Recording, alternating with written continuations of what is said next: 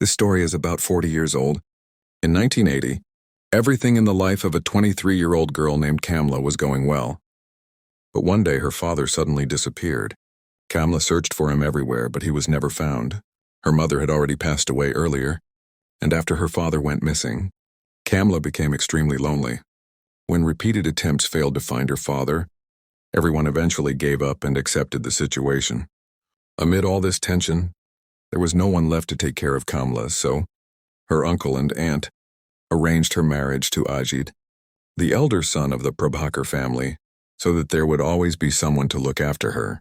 Ajit supported Kamela during her difficult time, and she slowly started to feel better.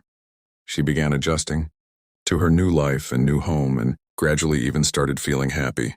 The entire family loved her and cared for her deeply, especially her younger brother-in-law, Rajesh.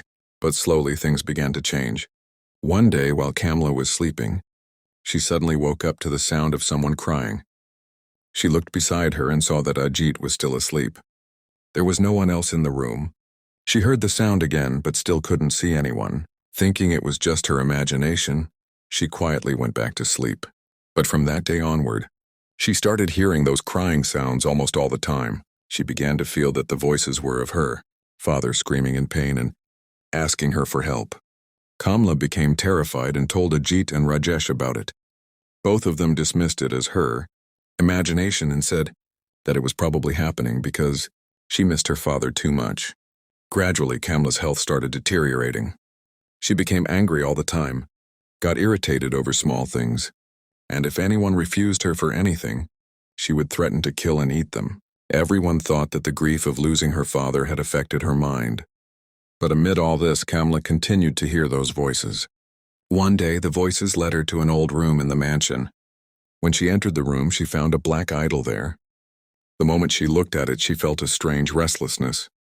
As soon as she touched the idol, she felt extremely strange. She started suffocating and had severe difficulty breathing. Terrified, Kamela put the idol back down.